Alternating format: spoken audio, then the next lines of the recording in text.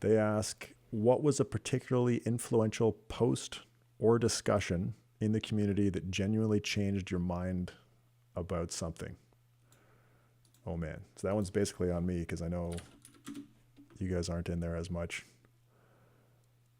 I mean, the discussion with or about Andrew Chen's research and the discussion that followed his episode was really interesting, made you think a lot about just the robustness of data around factors and whether differences in expected returns are really there statistically, and what potentially could not invalidate Andrew's research, but give hope to factor investors despite Andrew's research. I think Andrew's research is valid, but there are still good reasons to believe that tilting toward higher expected return stocks can make sense.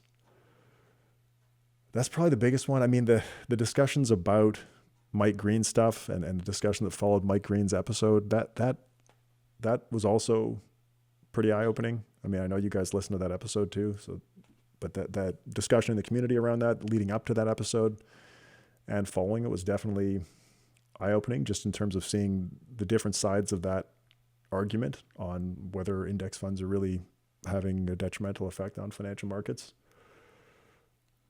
Those are probably the biggest ones for me. Yeah. Yeah. Like you said, I don't spend a ton of time in there unless I'm kind of tagged in something. So I'll leave that question with you, Ben. Yeah. Off the top of my head, those are the two biggest ones. But the discussion there's so good. Like, often pick up ideas and bits and pieces and arguments that maybe haven't seen before. Yeah, off the top of my head, those are the two big ones. Nice. Are we just going to rotate through the questions then? Yeah, sure. Next? Sure. Okay, I'll ask the next one. To all on the podcast, what would an ETF composed in your name consist of? This was an anonymous question. What would an ETF composed in your name consist of? So assuming this is a question around what would that investment strategy look like, I'll let you guys give your thoughts too. But I think honestly, like, so the funds we use for clients are from Dimensional Fund Advisors. And Ben, you said the other day, it's kind of like a big index fund with mild tilts towards some of these factors that we talk about all the time, right? Yep. I'm just talking about specifically their 100% equity portfolio, but it's a single fund, global equity, right now, something like 13,000 global stocks with a bit of Canadian home bias, super low fee, kind of tilted towards small value and profitability. And I mean, there's a reason we use those funds, right? It's exactly kind of what we believe is optimal for most clients. So I think our ETFs would probably be pretty similar to that. Yep. Dan's answer might be different, but for me, I'd be similar to you, Mark, that I'd mostly market cap weighted, but a bit of a tilt toward sources of higher expected return. I'd keep it super simple, but I would definitely maintain broad diversification, which is why it would be like a super unprofitable ETF for me as the ETF issuer. Yeah, but that said, I would say that the asset allocation ETFs, the traditional ones from Vanguard, iShares, BMO, and now even a few other ETF providers are pretty great. I mean, just add a little context to that. I mean, going back, when I first started talking about this stuff 15 years ago, I used to dream of funds like that. And I openly said that, on my blog and in articles that I wrote, if only an ETF provider could just build a balanced index portfolio in a single fund. There is hundreds of billions of dollars in balanced mutual funds, almost all of them actively managed and very expensive. And I was saying if people could just build an ETF with a low cost, diversified index portfolio in one product, that's all anybody really needs. Now, thank goodness, we have many of them. And, people are voting with their money, right? I mean, those asset allocation ETFs have been extremely successful. That's what I was trying to say. They're not extremely expensive. Yeah. But I wasn't sure, whether there would be much take up, but I'm very glad to see that they've been very successful. So, yeah, you could have launched a Canadian couch potato asset allocation ETF, and that would have probably picked up a lot of assets. I will tell you, the opportunity came up, right? I Yeah. mean, we didn't get very far with it, but there was some discussions, and I'm quite glad I didn't do it, but I'm glad that somebody did it and Yeah. branded it. Well, didn't brand it, just put it under their own ETF provider name because the brand isn't what's important, but Yeah. certainly have a lot better choices than we did 10 years ago. Yeah. So would that be your ETF if you made an ETF in your name? Yeah, exactly. Like I would say that I don't if somebody said to me, "Can you design the ideal ETF?" I would say it's probably already been done. I mean, look, you could argue over little tweaks, but I mean, we're 98% of the way there. Yeah. XEQT or VEQT?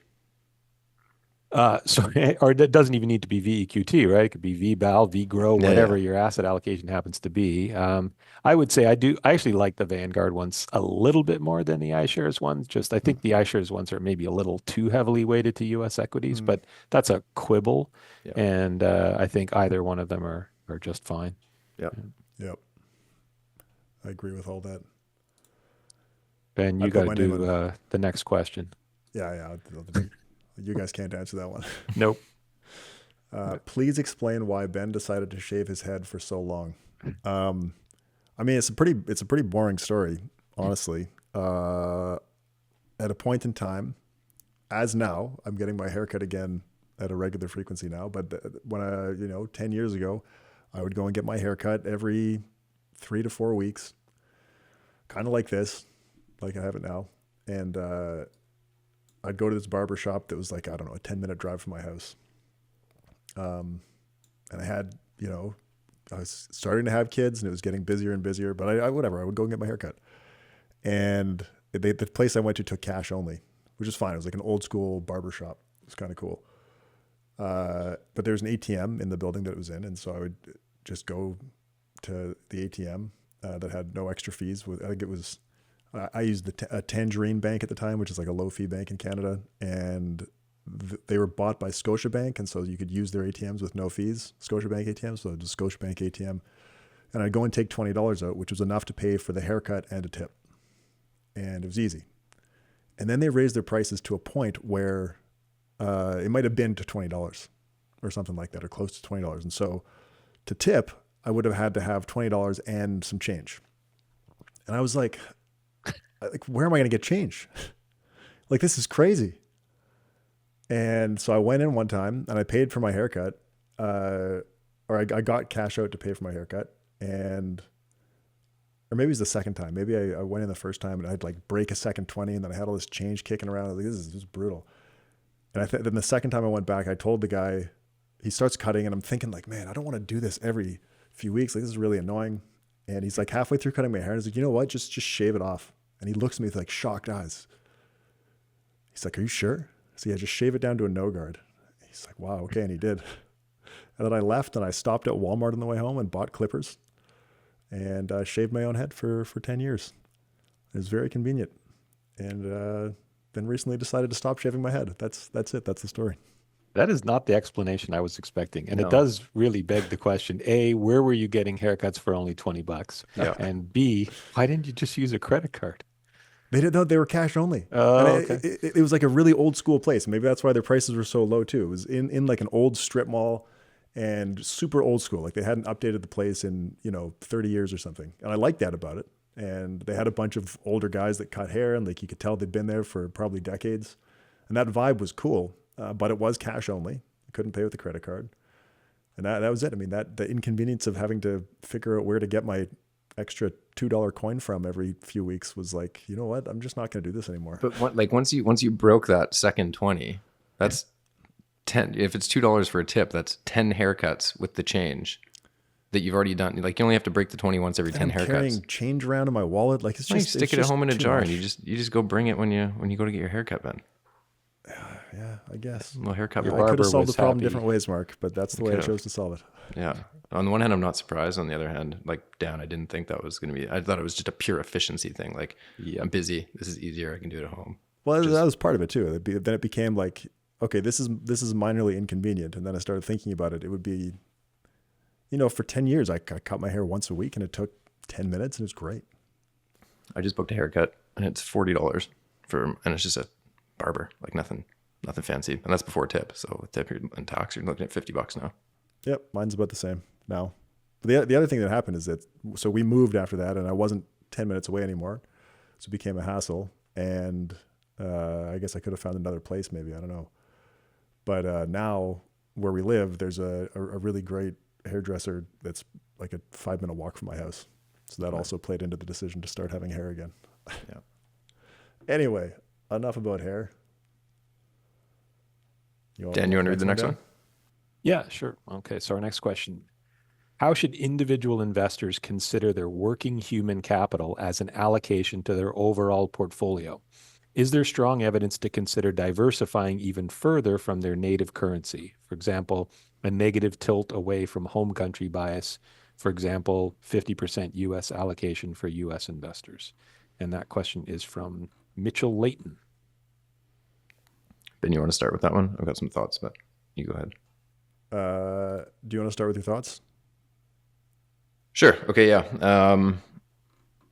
Human capital. So, and we talked about this. I don't know if that episode's actually, I don't think it's released yet, or if it will be released by the time of this recording, but we talked about this with a guest recently, and how to kind of integrate human capital into useful financial planning models. And I think it's difficult. Like Moshe Milevsky has a book on this called Are You a Stock or a Bond? And largely talks about the kind of volatility and stability of your income stream, right? So, I mean, if you're I'm just going to use, let's say, a firefighter or a police officer, or like a, tenured professor or something like that, it was very, very stable income, a relatively good income, perhaps a pension, workplace benefits, long-term disability, and everything else. Your human capital is more bond-like in nature, right? It's a lot more stable. Whereas if you're a sales professional that's, especially in like a cyclical industry, say like a real estate or tech sales or something like that, your human capital is a lot more volatile. So I think you do have to kind of keep it in mind. A lot of this for me comes down to risk capacity and risk tolerance profiling. So we go through an exercise with all of our clients where we look at risk capacity and tolerance and helping to design portfolios. And part of that risk capacity is some of those things I just mentioned. Like, do you have stable income? When do you need to withdraw from the portfolio? Do you have adequate life and disability insurance? So I think there's ways that you can kind of incorporate that into the capacity section of portfolio design. But it's very difficult to say what anybody's, I mean, you can take like the present value, I guess, of your existing salary with some assumptions over your lifetime. But if you jump firms, if you make a career change, like it's very, very difficult to integrate that. But that's kind of how I think of it, is just through the risk profile lens. Yep. I think that makes sense. We spent a lot of time talking about this when we did some episodes on intertemporal capital asset pricing model, ICAPM. And we had Sebastian Patermier talking about his paper, Who Are Value and Growth Investors, where he talked about how people shift from having a value tilt or a growth tilt to a value tilt over time as their human capital characteristics change. And we talked to John Cochran. He's got that paper, Portfolio for Long-Term Investors, where he talks about how his kind of like vision for financial advice is that financial advisors could be helping people get their optimal portfolio tilts relative to their human capital. And that would be a really valuable form of financial advice. So for a bit, we were thinking about like, how could we do that? How could we systematically give that kind of advice? And then we talked to Gerard O'Reilly from Dimensional Fund Advisors about it when he was on Rash Reminder, and we were kind of asking for his input and advice on like how could we incorporate that information into designing portfolios. And I thought his answer was pretty insightful. Practically, he was like, I think that's a really smart idea theoretically, but practically that's kind of like measuring with a micrometer and cutting with an axe. Like, we just don't have enough high fidelity information to really make precise allocation recommendations between different types of stocks based on what your human capital characteristics are. I asked you to answer first, Mark, because I wanted to find something in the Rash Reminder community. Actually, somebody had written notes about Scott Cederberg's paper on life cycle investing. He recently released an updated version of it, and it talks about the correlation between domestic stocks and labor income. So in their model, they have labor income in the model, and they look at different specifications for the correlation between labor income and home country stocks. And they do find that when you have a high correlation between labor income and your home country market, the optimal amount of home country bias does decrease.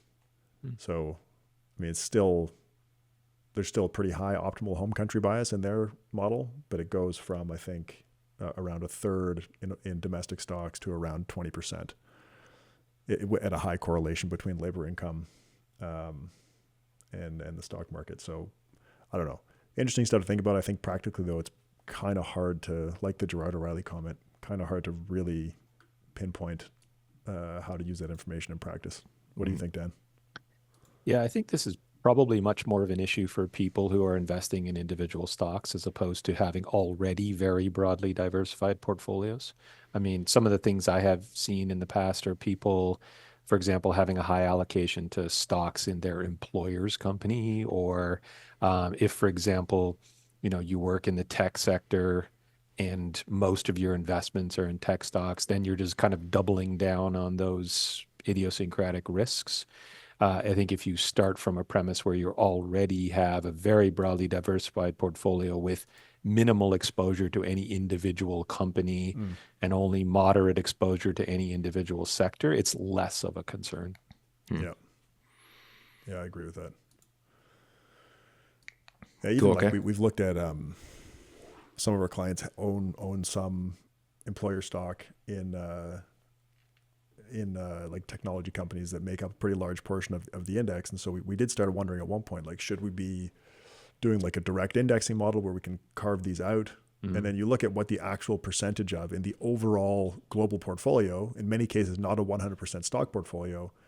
You look at what that stock actually makes up of the overall thing. And it's like, if we have to go and carve something. Yeah, it's a tiny, tiny amount. So if you have to go carve up the whole portfolio, increase costs, potentially introduce other problems to address that, we decided it was probably not worth it. So I agree. The broad diversification makes a lot of those issues go away. Mm-hmm. Yep. I think the other part to that question is interesting as well. Should you tilt away from home country bias specifically? And I think that's largely a currency question. And I guess it's an economic question as well, right? But like if all of your human capital is in Canadian currency, how do you justify the home bias as well? But I think, Ben, your answer on Cederberg's paper looked at that labor income, and I haven't read the paper, but I assume the currency risk was part of it. Yeah, for sure it was. And it's interesting that you still see a pretty significant home country bias, even when there's a reasonably high correlation. Okay, right. Next question. Yeah, next one. Is that me or you, Ben? I think it's me. Okay. How do you define success in your life? How has this definition changed over time for each of you? Who wants to start? I got asked that question when I was a guest on the podcast, as of course everyone does. I would answer the question much differently from the way I answered it on the podcast. If I remember correctly, it was something to the effect of, in the past, I think I might have focused more on achievement, professional success, family and relationships and things like that too, although that's a little harder to kind of quantify. But I would say over time, the way it has changed for me is just to try to focus on just being as authentic as possible, and whatever your definition of success and failure in terms of your professional life, your career, just be honest about it and do the best you can in every situation and be as genuine as possible in every relationship you have. And, success will typically follow from that. Yeah, it's good. I was asked when we did the CFA Wealth Management Conference, I think that was last year. I think my answer was something along the lines of you have to enjoy what you're doing. If you're successful, you have to enjoy what you're doing kind of minute to minute most of the time, not all the time, but you have to be pretty happy with how you spend your time. But you also have to be able to look back on the broader picture of your life and be happy with where you are. And those two things can often conflict because you might really enjoy drinking beers in the hot tub. But if you do that all the time, you might look back and reflect on your life and be like, wow, I have not done a whole lot. How has that changed over time? I don't know. I have a harder time thinking about that one. Definitely having kids changes stuff. but I think that relates back to how you spend your time. I'd be more inclined to stay at the office for 15 hours a day while I was studying for the CFA exams before having kids. I'd be much less willing to do that now. I think You're my down wife, to 12 or 13 now. yeah, I don't think I work that much. I hope not. Depends what you count as work, I guess. I don't know. Yeah. I like your answer a lot though, Dan, about how kind of achievement and stuff like that was really important earlier, and that's changed over time. I think that the same is probably true for me too. Spending time with family, having good, not necessarily lots, but good, genuine relationships with a handful of people, I think is really important. But for sure, early on in my career, I was like super focused on got to do the CFA, got to do my MBA, got to do the CFP or whatever. And I'm glad I did all that stuff. But if I had to do it all again now, I don't think I would. Nice. That's such a big question, right? I mean, because you can fail at a lot of stuff and still be generally a success. So it almost kind of depends on how you weight the things that are important to you as well, right?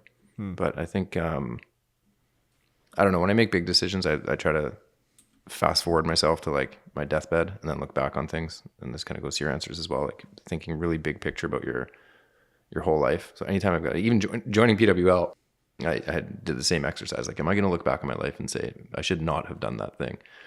And I often find that gives me a lot of clarity. And Ben, to your point, once you have kids, or at least once I had kids, how I think about the answers to those questions has changed dramatically. So I agree with a lot of things that both of you have said. I mean, for me, I think it's like, did you leave the world a better place than when you came into it? And even that is super kind of vague, right? But if you can have a positive impact on people and be a net benefit to the human race, I think that alone can be a good definition of success. And then I think separately from that, how your kids and family or anybody close to you kind of views you. Like, what's your legacy over the long run? And you won't know until, was it Alfred Nobel who like created the Nobel Prize because people thought he died and they wrote awful things about him in the newspaper, and then he thought, this is my legacy, and he totally changed. No, you know what happened there? He invented TNT, that's what it was. right? Yeah, Right. yeah. And he visualized what people would write about him when he died, that he thought people would say, you created this incredibly destructive force. Yeah. And so his solution was to create a more positive force, which everybody remembers him now for the Nobel Prizes, and most people forget what he was originally famous for. So mission accomplished. Good on you, Alfred. Yeah, it worked. Yeah. So I don't know. I think family and how my kids perceive me and what benefit I bring to them and just raising them and teaching them to be good humans, and I'll be content with that in the long run. Cool. Okay, next one on me. I'm going to read the next one because you guys are going to be biased. I'm just kidding. I'm going to be biased too. What personal finance / investment books would you recommend for a retail investor? I think you guys both have great books.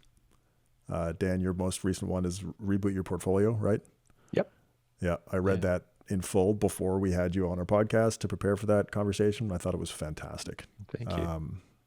Mark, you've got a book coming out called Wealthier, the Canadian edition, that you're co-authoring with Dan Solon. And I've also read that book. I read the American version before you rewrote it for Canada, and I've also read your Canadian version. Also excellent. Yeah, I mean, so I think those are two great options from people that I know and trust. So that's all I got. Oh, thank you. I appreciate. What's the appreciate release nod. date, Mark, on the on yours? I've got to call Dan as soon as we finish recording this. So where are we at? So the audiobook has been recorded, which is really cool. Did you read it? No, I was going to. Actually, I had asked Ben to do it originally, and he, I think, reluctantly agreed to do it. And then as we kind of got closer, I was like, hey, man, like, you gonna be able to get this done on time? He's like, yeah, no, for sure. And I was like, hey, we got to get this done in 2 weeks. He's like, not a chance. And I was like, yeah, no, I figured. Like, I wish you just said no in the first place. I know how busy you are, kind of thing. Yeah, I thought I would do it later, and then later became now, and I Totally. didn't have time. Yeah, it's the story of my life. As always happens. Yeah, exactly. But no, Dan has released obviously several audiobooks himself, and so he had a great narrator already lined up, and that narrator had it back to us in a couple of weeks. So really, we're just dotting I's and crossing T's now. Like, the website's ready to go. I think we're just kind of any day now going to hit the go button. So when's this episode being released, Ben? Do you know? I don't remember the date. I'd have to It's check. December 9th that we're recording this. I'm hoping before the end of the year. It's looking pretty good for some stocking stuffers for Christmas. Yeah, great. Yeah. And thanks, Ben. That's very kind of you to say so. But I think December 26th is the release date. okay, so it might actually be out by the time people are listening to this. But this is gonna be a cliched answer, I think, because it's become such a super famous book now. But I think The Psychology of Money by Morgan Housel was one of the more impactful books I've read. Even if none of it, I'll say virtually none of it was new information to me. But Morgan's writing style is just so incredible, and the way he reframes thoughts into ways that make me kind of rethink my answers to the same questions is just incredible. So I think I highlighted and dog-eared that book more than any other personal finance book I've ever read. Yeah, I'd say something along those lines too. In fact, I was going to mention that specific title. I mean, another one would be Thinking Fast and Slow by Daniel Kahneman, which is not an investment book. But I think, once you've gotten to the point where you have an understanding of the fundamentals of investing, and, you're going to get to that pretty quickly with any number of introductory investment books. I'll back up and say, like, for me, in my formative, period, it was like John Bogle, and Larry Swedroe, like, that kind of stuff. And I, read all the classics of indexing, Random Walk Down Wall Street and Winning the Loser's Game and all those. Those are kind of out of date now in the sense that, they don't offer a lot of practical investment advice, but they do ground you in the theory of just how difficult it is to beat the market and why it's mostly a huge waste of time. But once you get to that, the stuff that you need to keep reading, even after you think you already know it, is the behavioral and, the behavioral investing and behavioral finance stuff, because we're all so prone to that. Kahneman talks about it in his book. It's even when you're aware of the biases, you will still fall prey to them. Yeah. So you have to keep reminding yourself how difficult it is to be an investor from a behavioral point of view. Most of the rest ends up being details once you have a fundamental grasp of the concepts. Yeah, that's a great answer. I'll throw one more in the ring, and I've talked about this book before. Hopefully people can see that. It's probably backwards on the video, but that's Christine Van Cowenberg's Wealth Planning Strategies for Canadians. She releases an updated version every year. I have it on like Subscribe and Save, basically, through Thomson Reuters. So every March or so, I get a fresh copy. It's a reference guide to all things financial planning. So if you're a DIY investor who really wants to get into the financial planning side of things, like, I don't think there's much, if anything, in that book about investing. But there's lots on like family dynamics, tax implications, estate planning, insurance, disability planning, everything you can think of. So I think it's like 1,000 pages, but it's also really, really well organized, because the first half is organized by sort of relationship status. So it's like, if you're married, here's a section for you. If you're divorced or separated or widowed. So you can kind of just go to the section that applies to you, and then you can just read through that entire section, and it's really, really enlightening. And as a reference book, I go back to that book almost daily for financial planning questions. It's very well written for a big door stopper of a reference book. Like, you're not going to sit down and read it sequentially, but whenever you zero in on the section you need, it's extremely clearly written. It's a pretty invaluable resource, I think, for anyone in financial planning. Yeah, no, for sure. And it's the end of each section contains a appendix that goes through the differences on a per province basis. So it can apply to you regardless of where you live, which is pretty rare, because a lot of things like family law, for example, really are provincial domains. And so if you're reading something on a blog and you don't realize that it's actually written for an audience in a different province than you might actually take away the wrong understanding of the answer. Yep. I've got the 2024 edition, not 2025. You're going to think I'm crazy based on what you just said, Dan, but I read it cover to cover.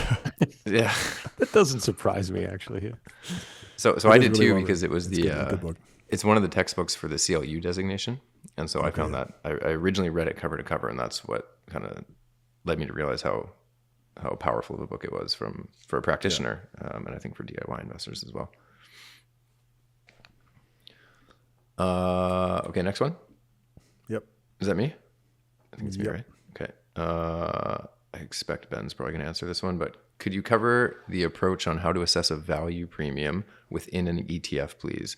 The only small cap value funds available in the UK are the US and European Spider MSCI, as an example. Love the content. And that's from Nick. I mean, so you can assess the exposure to the value premium with an ETF by running a factor regression. That'll tell you its historical exposure. And then you can also look at its characteristics. So you can look at a value metric like price to book, and you can see how the fund you're looking at compares to the index or to some other benchmark. That's really it. You've got factor regressions for how it has had, how its exposures have been historically, and then you've got characteristics for how its current exposures look. And that's pretty much it. There's a lot more than just looking at those things, though, that goes into choosing a fund and an investment. So, I mean, caution is warranted. There's a reason that there are threads in the Rational Minder community with many thousands of posts discussing, which value fund you should pick if you're in the UK. So, and there are topics on that topic that are extremely long. There's a reason for that. It's not as simple as a single metric. So that's kind of it. And you should do a YouTube video one of these days on how to do a factor regression. I tried to figure it out on my own with absolutely zero technical background or training in that, and couldn't figure it out at all. I think Justin Bender used to have blog posts on that. I don't know if they're still up. Oh yeah? Yeah, I think I worked on those with him. Well, basically I just translated, but yeah, we'll have to dig through and find them. I'm sure there are better way or more efficient ways to do it, maybe better access to data than there used to be. But that was a fun exercise to do because, of course, I had no clue and still couldn't do it with a gun to my head. But at least I understand the basic idea of what they're supposed to achieve and the raw materials. So. There's tools now too. Like back then when Justin wrote those posts, I don't think Portfolio Visualizer existed. Now it does exist. So like, how much do you really need to be able to do it in Excel? I don't know. Could be a good video though. I'm sure people would watch it. Yeah. All right. So next up, this question is from SA. What is the most profound personal experience you've had that changed the way you guide your clients? Wow, big one. Who wants to take that first? So, I mean, on just like happiness and life being precious and all that kind of stuff. My mom had breast cancer when I was younger, and that was a profound experience. It really kind of changed my perspective on life. She survived, but it wasn't obvious that she would. And then some recency bias. I was playing basketball a week ago when we're recording this, a few weeks ago when it comes out. I played with the same group of people on Thursday nights all the time.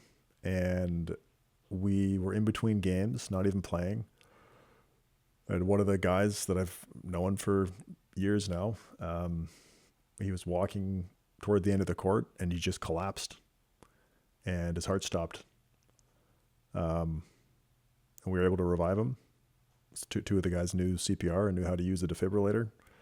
And he went to the hospital. He was okay in the end, but it was freaking terrifying. And stuff like that, it just really highlights that like this life does not go forever. It kind of comes back to my comment on success. Like you have to enjoy what you're doing all the time because you don't know how long it's going to last. Well, oh, how does it affect clients? I mean, I think that's why did we do all of this content that we did on happiness and on living a good life and how investing and financial decisions relate back to that. It's for that reason. Like we don't exist as advisors to make people the most money possible for the sake of having a lot of money. We tie it back to living a good life. And there's evidence around that to an extent that I think we try to use to help people really get the most out of their lives through their money. I mean, that money is such a powerful tool in determining how people are able to live their lives. And I think that's the approach that we try to take to giving advice. Mark, do you want to take that? Yeah. It's a great answer, Ben. I've talked about what happened with my own father on the podcast before, and I've written about it, and I think that was obviously impactful. It's these kind of unforeseen events that you kind of just throw up your hands and go like, what am I saving money? Like YOLO, like you really just, you got to go out and do the things that bring you joy, and you can't really wait for anybody else. And so you kind of learn that just through things happening to you in life. But in terms of how to guide clients, it's difficult because you have to find some kind of balance. You can't plan assuming that's going to happen, right? Like we have to, for clients, generally plan for not worst case, but call it worst case financial scenarios, which is like a really, really long and healthy life where you get to spend money and you're active and everything else, right? We're looking for financial stability. And so it's hard to find that balance, I think. But outside of that, I mean, like even Dan, like your blog was profoundly impactful on how I guide clients. And so this is maybe a little bit more quantitative, and I've talked about this before as well. When I found your blog was my introduction to index investing.